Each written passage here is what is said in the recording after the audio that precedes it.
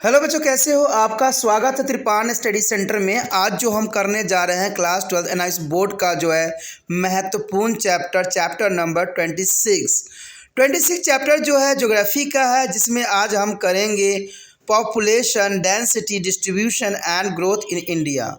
ये चैप्टर काफ़ी महत्वपूर्ण है, क्योंकि भारत जनसंख्या और घनत्व वितरण तथा वृद्धि काफ़ी महत्वपूर्ण रखता है।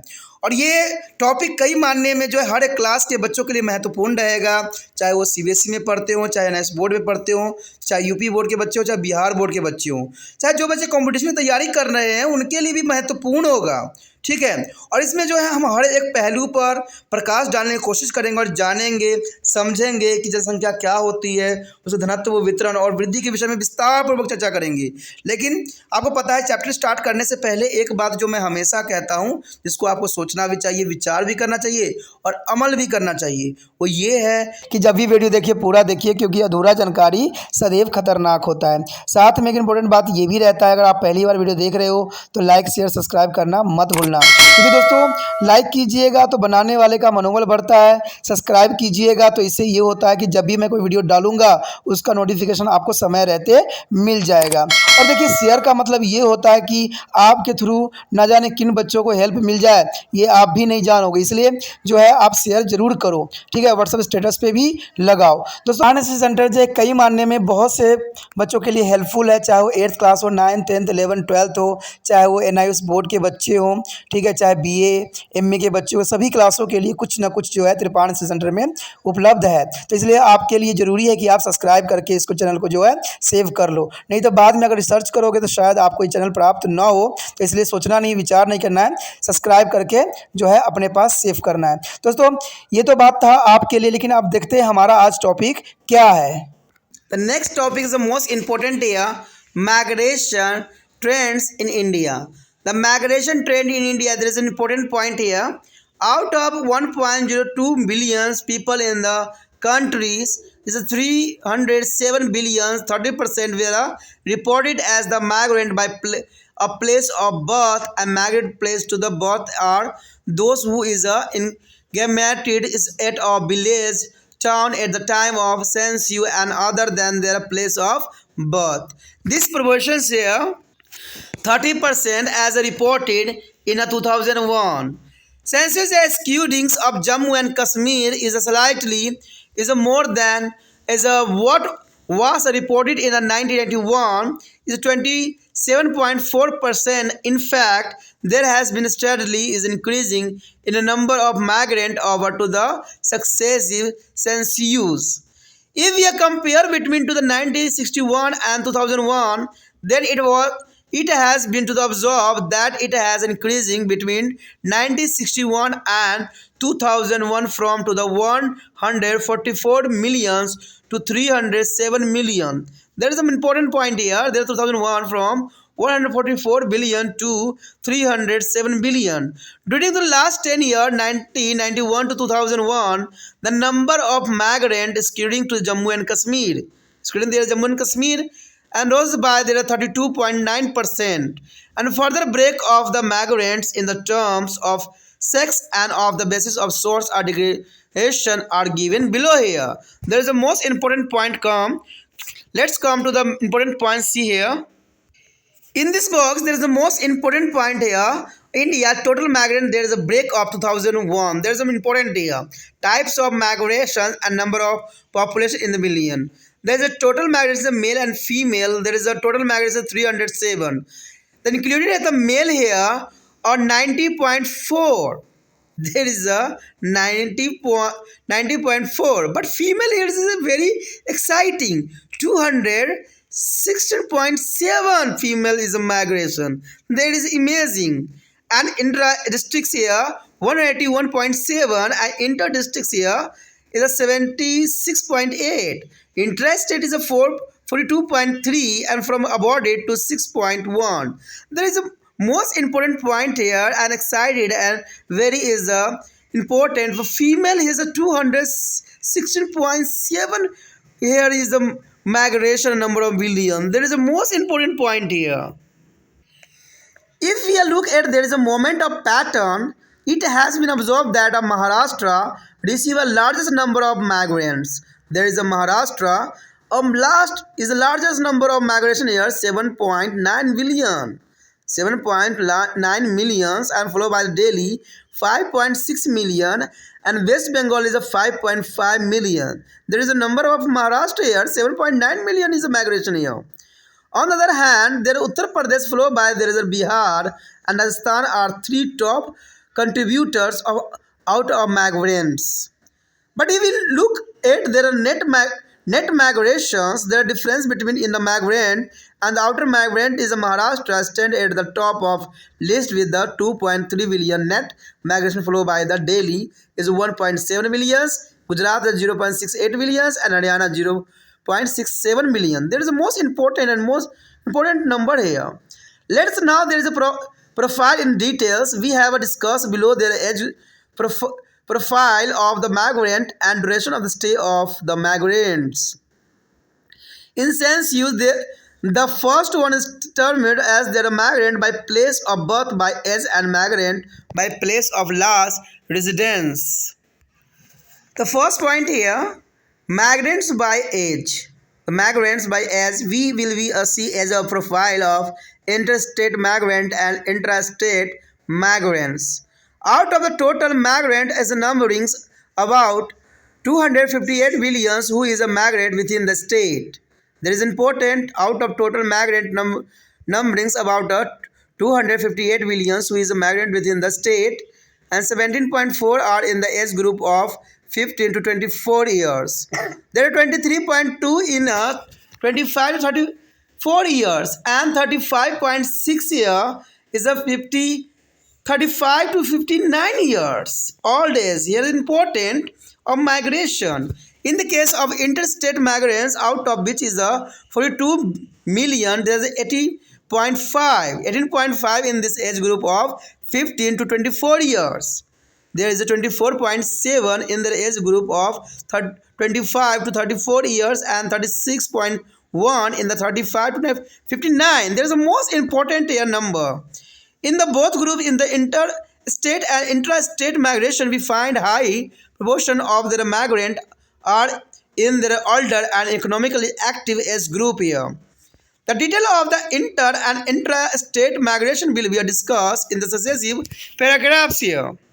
The second here, migrants by place of last residence.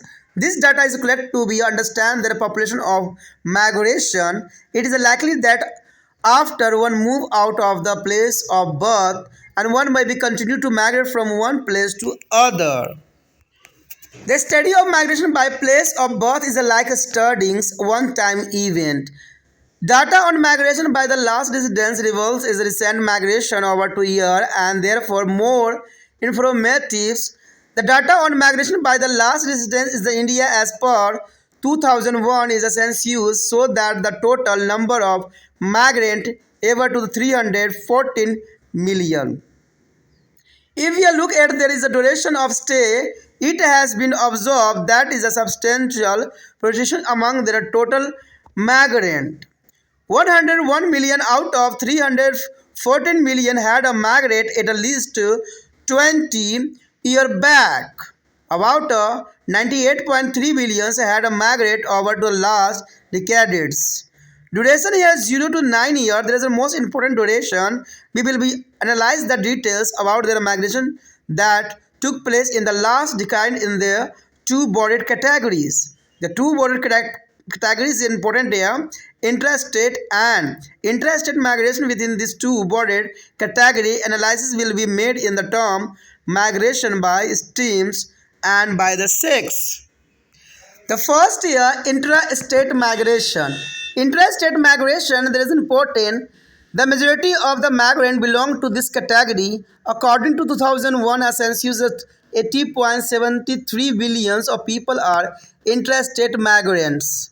Among these migrants is overwhelming as a population is a 60.5% were rural to the rural migrant, whereas the only 12.3% is a belong to be category of urban to urban migrant, and the remaining 17.6% migrant is a belong to be a category of rural to the urban, and 6.5 is a belonging to the urban to rural area. The rest 3.1% is unclassified, which means that is a respondent have not mentioned any stream.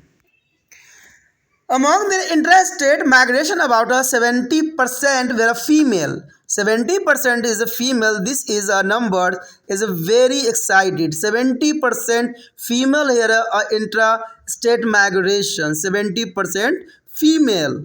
This high percentage was mainly due to the marriage. There is a mainly due to the marriage. For 70% migration for a female, only for the marriage due. About 69 of the female migrant for a rural to rural migration, and 97% of female migrant move from one urban center to another. 13.6% is a move from rural to the urban area, only 5.6% from urban to rural area, and the rest 2.6% is unclassified. In this case of male migration is a 41.6% belong to be category of rural to the rural migrant, and 18.3% belong to the urban to is urban, and 27.1% is belong to the rural to the urban, and 8.6% were urban to rural. The major chunks of the population who move from a rural to the rural area are mainly move out in the search of employment. The next point here, intrastate migration. Intrastate migration, there is the most important migration here. In India, is intrastate migration is a limited, is a comprehension to be intrastate migration. According to 2001 census, is a 17 million people were intrastate migration. 17 million people were interstate migrant. Out of this, as a 17 million people, there are 26.6% belong to be category of rural to the rural migrant, and 26.7 belong to be category of urban to urban, and 37.9 belong to be rural to urban, and 6.3% belong to be urban to rural here. The rest 2.6 is unclassified here. About half of all interstate migrants were males. Among them, 26% is a percentage move within the rural area, and 26.7% is move within the urban area, and 37.9% of migrant move from to rural to the urban area, and 6.3% from urban to rural area. There is a most important point here, interstate migration here. अगला जो यहाँ पर topic आया है, भारत में प्रवास की प्रवृत्तियाँ। देखिए, भारत में प्रवास की प्रवृत्तियाँ किस प्रकार की है, तो ये जानना काफ़ी महत्वपूर्ण रहेगा कि भारत में प्रवास की प्रवृत्तियाँ जो है कैसी रहती है, किस उम्र के जो है व्यक्ति जो है प्रवास करते हैं, और इसमें पुरुष और महिलाओं में किस किस सबसे अधिक जनसंख्या होती है। तो ये बहुत ही हैरान कर देने वाले यहाँ पर तो कुछ तथ्य होंगे जो काफ़ी महत्वपूर्ण होंगे। हमारे देश के कहते हैं और अरब यानी 1 अरब 2 करोड़ लोगों में से करीब 30% यानी 30 करोड़ 70 लाख लोग के नाम जो है प्रवासी जन्म स्थान के आधार पर के रूप में दर्ज है। ये काफ़ी महत्वपूर्ण है कि 1 अरब 2 करोड़ लोगों में करीब 30% यानी 30 करोड़ 70 लाख लोग के नाम जो है प्रवासी के रूप में दर्ज है, और जनगणना के समय लोगों की गिनती उनके जन्म स्थान के अतिरिक्त अन्य जगहों पर होती है, तो उन्हें प्रवासी श्रेणी में रखा जाता है। सन 2001 की जनगणना में जो है 30% का जो है आंकड़ा जम्मू कश्मीर को छोड़कर 1991 की जनगणना में 27.4% से अधिक है। तो ये काफ़ी महत्वपूर्ण बात यहाँ पर है। कहते हैं वास्तव में पिछले कई दशकों से इस प्रवासी लोगों की संख्या में लगातार वृद्धि हो रही है। यदि 1961 तथा 2001 की जनगणना की तुलना करें तो प्रवासी लोगों में जो है 1961 में 14 करोड़ 40 लाख थे, जबकि 2001 में इसकी संख्या जो है 30 करोड़ 70 लाख हो गई। पिछले दशकों में अर्थात 1951 से 2001 के बीच में इस प्रवासी लोगों की संख्या में जम्मू कश्मीर के सिर्फ छोड़ के, क्योंकि जम्मू कश्मीर जो था इस समय भारत में 370 धारा लागू होने के कारण वहाँ पर रूल रेगुलेशन लागू नहीं हो सकती थी, इसलिए जो है 1991 से लेकर 2001 के बीच में जम्मू कश्मीर को छोड़कर वृद्धि देखा जाए तो 32.9% हुई। और इन प्रवासियों की जनसंख्या, उनके लिंग भेद, प्रवास का स्रोत एवं गंतव्य स्थान की जानकारी सारणी जो है इसमें भी दर्शाया गया है, जो सारणी काफ़ी महत्वपूर्ण है। चलिए देखते हैं सारणी में किस बात की ओर इशारा किया गया है। यहाँ पर जो आंकड़े उपलब्ध है 2001 के अनुसार उपलब्ध है। अब देखिए यहाँ प्रवासी के प्रकार है और जनसंख्या है। तो इसमें बहुत हैरानी करने वाली बात यही आता है, कुल प्रवासी जो है 30,71,00,000 है। अब देखिए पुरुषों की संख्या कितनी है, 9,04,00,000 पुरुषों की संख्या जो प्रवास किए थे। लेकिन ये हैरान कर देने वाली बात है कि स्त्रियों की संख्या जो है 21 करोड़ जो है 67 लाख जो है माइग्रेशन किए हैं। तो ये में पुरुष की तुलना में स्त्रियों की जनसंख्या इतनी अधिक किन कारणों से हो सकती है? ये बहुत सोचनीय बात है कि आखिर कुल प्रवासी में जो है 9 करोड़ अगर पुरुष का है तो 21 करोड़ स्त्रियों का है। इसका मतलब पुरुष की तुलना में स्त्रियां जो है काफ़ी माइग्रेशन करती है, यानी अपने क्षेत्र से दूसरे क्षेत्रों में जाके रहती है। तो ये सारे आंकड़े जो है बहुत काफ़ी महत्वपूर्णता की ओर दर्शाया गया है। और कहते हैं अगर आगे हम देखें प्रवासी के प्रकार के अंतर्गत तो कहते हैं अंततः जिला प्रवासी जो है 18,17,00,000 लोग प्रवास करते हैं और अंतर जिला प्रवास में जो है 7 करोड़ और 68 लाख लोग जो है प्रवासी करते हैं और अंतर राज्य प्रवास में 4 करोड़ 23 लाख जो जनसंख्या जो है प्रवास करती है। यदि विदेशों से प्रवास की बात देखें तो इसमें जो है 61 लाख लोगों के नाम दर्ज है। तो ये काफ़ी महत्वपूर्णता है यहाँ टेबल में और बहुत काफ़ी ज़रूरी बातें यहाँ पर दर्शाई गई है। यदि हम इन सभी प्रवासियों के आगमन के जो है प्रतिरूप पर ध्यान दें तो यह पाया गया है कि महाराष्ट्र में सबसे अधिक अप्रवासियों की संख्या जो कि 80 लाख के आसपास है, काफ़ी महत्वपूर्ण है कि 79 लाख है। तो ये महाराष्ट्र में देखने को मिला है। और इसके बाद दिल्ली में देखा जाए 56 लाख लोग जो है प्रवासी हैं। फिर पश्चिम बंगाल में देखा जाए तो 55 लाख है, यानी सबसे अधिक महाराष्ट्र में ही होते हैं प्रवासी लोगों की संख्या, क्योंकि महाराष्ट्र में वो सारी सुविधाएं बखूबी उपलब्ध है जो लोगों को चाहिए। दूसरी तरफ अगर जो है उत्तरवासी लोगों के आधार पर उत्तर प्रदेश, बिहार, राजस्थान का स्थान है, यानी उसके बाद उत्तर प्रदेश, बिहार और राजस्थान का जो है स्थान है अप्रवासियों के अंतर्गत। परंतु यदि अप्रवासी एवं उत्तर प्रवासी लोगों की संख्या के अंतर को देखें तो महाराष्ट्र जो है सर्वोपरि है, यानी महाराष्ट्र का नाम सर्वोपरि है। महाराष्ट्र सबसे नंबर 1 पे है जहां पर 23 लाख है। और दिल्ली की बात करें हम तो 17 लाख है और गुजरात जो है 6.8 लाख है। हरियाणा जो है 6.7 लाख में प्रवासी हैं। देखिए वो प्रवासी अप्रवासी थे और ये प्रवासी के अंतर्गत है। तो आइए अब इन प्रवासियों की रूपरेखा के जो है कुछ विस्तार से हम जानने की कोशिश करें और समझने की कोशिश करें। प्रवासियों की गणना उनकी उम्र तथा उनके स्थान पर रहने की अवधि से की जाती है कि उनका उम्र कितना है और उस स्थान पे वो कितने समय तक जो है अपना समय काल बिताया है। जनगणना में पहले वाले को जन्म स्थान के आधार पर तो दूसरे वाले को पिछले निवास के स्थान के आधार पर प्रवासी करार दिया जाता है। अंत पहली जो है उत्तर प्रवासी तथा दूसरा जो है अप्रवासी होती है। तो आप समझ गए होंगे कि यहाँ जनगणना में पहले वाले जन्म स्थान के आधार पर दिया जाता है और दूसरे जो है निवास के स्थान पर प्रवासी करार दिया जाता है। तो यानी जन्म भी हुआ है उसको भी प्रवासी के अंतर्गत देंगे, या आप निवास कर रहे हो तो उसको भी प्रवासी के अंतर्गत ही लिया जाएगा। उसके पश्चात है आयु वर्ग के अनुसार प्रवासी। आप देखिए आयु वर्ग के अनुसार जो है यहाँ प्रवास करने की प्रावधान है। ठीक है, जैसे जैसे व्यक्तियों की उम्र बढ़ते जाते हैं वो अपना जो है प्रवास करने की चीज़ समझते हैं।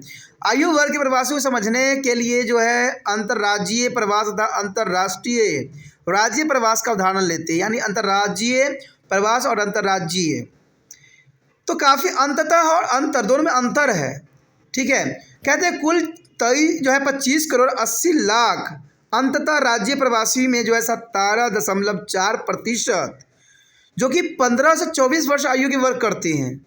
17% जो है 15 से 24 वर्ष के आयु की वर्ग करते हैं और 23% जो है लोगों की आयु जो होती है 25 से 34 वर्ष की होती है। तो देखा जाए 23% है। और कहते हैं 35% जो काफ़ी है, प्रतिशतवासी लोग जो होते हैं 35 से जो है 59 साल के आयु के वर्ग लोग करते हैं। यानी देखा जाए जैसे जैसे उम्र बढ़ती है वैसे वैसे प्रवासियों की संख्या बढ़ जाती है। इसी प्रकार अंतर्राज्यीय प्रवासी में से 4 करोड़ 20 लाख लोगों का नाम आता है, जिसमें 18.5% आयु जो लोगों की होती है वो 15 से 24 वर्ष आयु के वर्ग की होती है। वही 24 से 7% लोग जो होते हैं 25 से 34 वर्ष की आयु के अंतर्गत आते हैं। वही 36.1% लोग जो हैं 35 से 59 वर्ष आयु वर्ग वाले होते हैं, जो कि काफ़ी महत्वपूर्ण है। अब दोनों वर्गों के प्रवासी यानी अंतर्राज्यीय एवं अंतर्राज्यीय प्रवासी में 36% आर्थिक कार्यों में लिप्त हैं तथा अधिक आयु वर्ग के हैं, और इन दोनों श्रेणियों के प्रवासी विस्तार चर्चा अगले अनुच्छेद में हम करेंगे और जानने की कोशिश करेंगे कि आखिर इसमें क्या अंतर को दर्शाया गया है। उसके पश्चात हमारे समक्ष आता है पिछले निवास स्थान के आधार पर प्रवासी, यानी पिछले निवास स्थान के आधार पर प्रवासियों की किस प्रकार गणना की जाती है। ये काफ़ी महत्वपूर्ण है। इस प्रकार के आंकड़े का आकलन क्षेत्र में प्रवासियों की जनसंख्या को समझने के लिए किया जाता है, और यह संभव है कि कोई व्यक्ति जन्म स्थान से निकल अन्यत्र प्रवास कर सकता है और बाद में उसके प्रवास के स्थान बदल सकते हैं। जन्म स्थान के आधार पर प्रवास की प्रक्रिया का अध्ययन एक कालिकीय घटना के अध्ययन सामान्य होती है, परंतु प्रवास के पूर्व निवास स्थान की जानकारी प्राप्त करने से पिछले कई वर्षों के अंतराल में किए गए प्रवासों की भी जानकारी यहाँ पर उपलब्ध हो सकती है। सन 2001 के जनगणना की रिपोर्ट के अनुसार पिछले निवास स्थान के अनुसार भारत में प्रवासियों की संख्या 31 करोड़ 40 लाख थी, जो कि काफ़ी महत्वपूर्ण आंकड़ा था। उसके पश्चात है यदि इनके प्रवास के दौरान बिताए वर्षों का अध्ययन करें तो यह स्पष्ट हो जाता है कि 31 करोड़ और 40 लाख लोगों में एक विविध समुदाय यानी 10 करोड़ 10 लाख 20 वर्ष पहले से ही प्रवास कर रहे हैं। करीब 9 करोड़ 83 लाख लोग पिछले दशक में अर्थात 0 से 9 वर्ष के अंतराल में प्रवासी हुए हैं। अंत पिछले दशक में हुए प्रवासन को 2 वर्गों में बांटने का विश्लेषण करते हैं। एक जो होता है अंतर्राज्यीय प्रवास होती है और एक अंतर्राष्ट्रीय राज्य प्रवास होती है। इसमें अंतर होता है कि अंततः और अंतर्राज्यीय प्रवास क्या आता है। चलिए देखते हैं इसमें अंततः राज्य प्रवास में क्या दर्शाया गया है। तो यहाँ पर जो हमारे समक्ष आया है अत्यंत महत्वपूर्ण पॉइंट, अंततः राज्यीय प्रवास। कहते हैं प्रवासियों की बहुत बड़ी संख्या इसी श्रेणी के अंतर्गत आता है, और सन 2001 की जनगणना के अनुसार 8 करोड़ 7 लाख प्रवासी लोग अंततः राज्य श्रेणी में आते हैं, और राज्य के अंतर्गत एक गांव से दूसरे गांव में प्रवासी लोगों की हिस्सा कहते हैं 60.5% आंकी गई है, जो कि काफ़ी महत्वपूर्ण आंकड़ा है। जबकि केवल 12.3% लोगों की ही शहर से शहर में प्रवासी हुए हैं, और से 17.6% प्रवासी लोग शहर में गाँव से आकर बस गए हैं तथा 6.5% शहर छोड़कर गांव में बसे हैं। बचे 3.1% ऐसे प्रवासी हैं जो किसी श्रेणी में सम्मिलित नहीं होते हैं, क्योंकि ये लोग जनगणना के समय उचित जानकारी उपलब्ध नहीं करा पाते हैं, इसलिए इनकी गणना नहीं की जा सकती है। इस अंततः राज्यीय प्रवासियों में 70% संख्या स्त्रियों की है। तो आप सोच में पड़ गए होंगे कि सबसे अधिक स्त्रियां क्या प्रवास करती है। तो इसमें कोई दो राय नहीं है, स्त्रियां सबसे अधिक प्रवास करती है। और कारण क्या बनता है? कारण बनता है कि इतना ऊंचा प्रतिशत होने का मुख्य कारण होता है शादियों के फलस्वरूप हो सका है कि स्त्रियों की शादी होती है, वो एक क्षेत्र से दूसरे क्षेत्र में चले जाते हैं, इसलिए 70% प्रवासी देखा जाए तो स्त्रियों का ही है। और स्त्रियों में कहते हैं 69% गांव से गांव में प्रवासी क्षेत्र में आते हैं, यानी एक गांव से दूसरे गांव में ये जाते हैं, यानी देखा जाए तो करीबन 70% के आसपास ही है। और 13.6% स्त्री प्रवासी गांव छोड़ के शहर में प्रवासित होते हैं।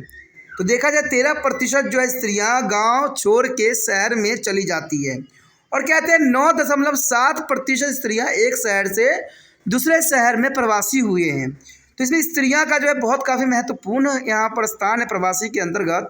केवल देखा जाए तो 5.6% स्त्री प्रवासी शहर से गांव में बसी है, यानी शहर से गांव में सिर्फ 5.6% स्त्रियां ही बसी है, और शेष 2.6% प्रवासी स्त्री अवर्गीय श्रेणी में आते हैं, जिसका कोई वर्गीकरण करना संभव नहीं रह जाता है। तो ये काफ़ी महत्वपूर्ण बात है। पुरुष प्रवासियों में देखा जाए तो 41.6% लोग गांव से गांव में आकर बसने लग गए हैं। यानी पुरुषों में 41.6% गांव से गांव में आकर बसने वालों की है और 18.3% पुरुष जो है प्रवासी एक शहर से दूसरे शहर में आने वाले हैं तथा 27.1% संख्या उन पुरुषों की है जो गांव छोड़कर शहर में बस गए हैं और 8.6% पुरुष जो है शहर छोड़कर गांव में बसने वाले हैं। जनसंख्या के प्रवास में सबसे बड़ी संख्या उन लोगों की है जो रोजगार की तलाश में एक गांव से दूसरे गांव में आकर बस गए हैं। तो ये काफ़ी महत्वपूर्ण है कि गांव से गांव में बसना बहुत काफ़ी महत्वपूर्णता की ओर दर्शाया गया है। उसके पश्चात है अंतर्राज्यीय प्रवास। अंतर्राज्यीय प्रवास जो है काफ़ी महत्वपूर्ण है। कहते हैं भारत में ऐसा प्रवास जो है अंतर्राज्यीय प्रवास की तुलना में जो है सीमित प्रतिशत में ही होती है। अंततः सन देखा जाए 2001 की जनगणना के अनुसार कहते हैं 1,70,00,000 लोग इस प्रवास की श्रेणी के अंतर्गत आते हैं। यानी 1,70,00,000। और इन प्रवासियों में देखा जाए 26.6% एक राज्य के गांव से दूसरे राज्य के गांव में आकर बसने वालों का ही है और इसी प्रकार 26.7% उन लोगों की है जो एक शहर से दूसरे शहर में जाकर बस गए हैं। काफ़ी महत्वपूर्ण बात है कि 26.7% उन लोगों की है जो एक शहर से दूसरे शहर में जाकर बस गए हैं। 37.9% उन लोगों का है जो गांव से आकर जो है शहर में बस जाते हैं। केवल 6.3% लोग जो है शहर छोड़कर गांव में बसे हैं और 2.6% प्रवासी किसी भी श्रेणी में वर्गीकृत नहीं किए गए हैं। तो ये काफ़ी महत्वपूर्ण है। देखा जाए तो अंतर्राज्यीय जो है प्रवासी में करीबन आधे लोग पुरुष वर्ग के हैं और इन पुरुष वर्ग के बीच में जो है 26.6% गांव से गांव में प्रवास कर जाते हैं और करीब 26.7% लोग जो हैं शहर से जो है शहर में प्रवास करते हैं। तो ये काफ़ी महत्वपूर्ण है कि 26.6% गांव से गांव में प्रवास कर रहे हैं और 26.7% जो है शहर से शहर में प्रवास करते हैं। 37.9% प्रवासी पुरुष जो है गांव से आकर शहर में बस जाते हैं और 6.3% जो है पुरुष शहर छोड़कर गांव में प्रवास कर जाते हैं। तो ये काफ़ी महत्वपूर्ण है और काफ़ी ज़रूरी है कि यहाँ पर जो देखा जाए तो स्त्रियों की प्रवास की क्षमता सबसे अधिक होती है पुरुष की तुलना में और इसमें जो है सबसे बड़ा कारण बनता है शादी, यानी मैरिज जो होते हैं करके जो है लड़कियाँ एक जगह से दूसरी जगह प्रवास कर जाती हैं। तो ये काफ़ी महत्वपूर्ण है। अब अगला टॉपिक जो हमारा रहेगा प्रवास के कारण, तो वो काफ़ी महत्वपूर्ण रहने वाला है। तो आप इसी तरह त्रिपान स्टडी सेंटर के साथ बने रहें। अगर आपको ये पॉइंट समझ में आया, टॉपिक समझ में आया तो ज़रूर जो है लाइक शेयर सब्सक्राइब जरूर कीजिए। जितना हो सके इस वीडियो को शेयर कीजिए क्योंकि अगर आप त्रिपान स्टडी सेंटर का हेल्प करना चाहते हो तो शेयर करना आपके लिए अनिवार्य बन जाता है क्योंकि त्रिपान स्टडी सेंटर को जो है तभी हेल्प कर सकते हो जब इस वीडियो को शेयर करोगे और शेयर करने के लिए कुछ नहीं करना है, यूट्यूब से लिंक को कॉपी करना है और व्हाट्सएप स्टेटस पर लगा देना है। ठीक है, जिन बच्चों को देखना होगा देखेंगे, जिन बच्चों का सिलेबस में होगा वो ज़रूर देखेंगे समझेंगे। ठीक है, आपने अपना कर्तव्य किया, यही बहुत बड़ी बात बन जाती है। ठीक है, अगर पहली बार वीडियो देख रहे थे तो चैनल को जरूर सब्सक्राइब करके रख लीजिए क्योंकि अगर चैनल को सब्सक्राइब नहीं कीजिएगा तो आने वाला समय में जो कोई भी वीडियो डाला जाएगा तो उसका नोटिफिकेशन भी नहीं मिलेगा। और आपको पता है कि त्रिपान स्टडी सेंटर 8th क्लास से लेकर जो है MA क्लास के बच्चों के लिए हर एक वीडियो उपलब्ध है और आपकी सुविधा के लिए जो है प्लेलिस्ट की भी बना दी गई है। प्लेलिस्ट में आपको सारे वीडियो जो है आपको नज़र आ जाएगा।